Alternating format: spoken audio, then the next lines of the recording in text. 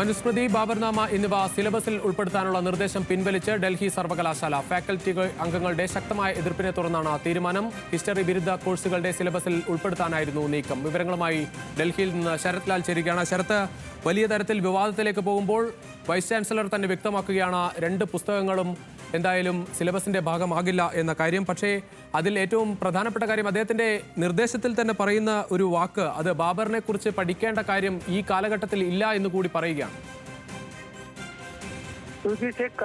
ശക്തമായ പ്രതിഷേധത്തെ തുടർന്നാണ് ഹിസ്റ്ററി കൗൺസിൽ നാല് വർഷമുള്ള ഹിസ്റ്ററി ഓണേഴ്സ് കോഴ്സിലാണ്, സിലബസിലാണ് ഈ രണ്ട് മനുസ്മൃതിയും അതേപോലെ തന്നെ ബാബർനാമയും ഉൾപ്പെടുത്താനുള്ള തീരുമാനമെടുത്തത്.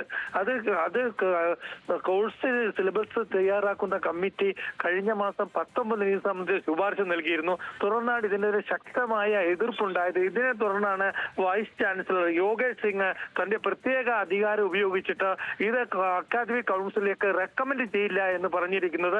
ഇത് പിൻവലിക്കാൻ പോവുകയാണ്. കൗൺസിലിന്റെ തീരുമാനം താൻ റെക്കമെൻഡ് ചെയ്താൽ മാത്രമേ അക്കാദമിക് കൗൺസിൽ പരിഗണിക്കുള്ളൂ. ഈ സാഹചര്യത്തിൽ താൻ തന്റെ സവിശേഷ അധികാരം VC എന്ന സവിശേഷ അധികാരം ഉപയോഗിച്ച് താൻ ഇക്കാര്യം പിൻവലിക്കുകയാണ് എന്നാണ് അദ്ദേഹം പറഞ്ഞിരിക്കുന്നത്. ഏതായാലും വളരെ ശക്തമായ പ്രതിഷേധമാണ് ഡൽഹി യൂണിവേഴ്സിറ്റിയിലും ചരിത്രകാരന്മാരും അതുപോലെ ഫാക്കൽറ്റി അംഗങ്ങളും ഇതിനെതിരെ ഉയർത്തിയിരിക്കുന്നത്. ഇക്കാരണം കൂടി ചൂണ്ടിക്കാണിച്ചിട്ടാണ് ഇത്തരമൊരു നിലപാടിലേക്ക് VC എത്തിയതാണെന്ന് നമുക്കറിയാൻ കഴിയുന്നത്. ഏതായാലും വൻ വിവാദമാവുമായിരുന്ന ഒരു തീരുമാനമാണ് ഇപ്പോൾ പിൻവലിക്കപ്പെട്ടത്. രുചീഷ്. ശരി സാർ.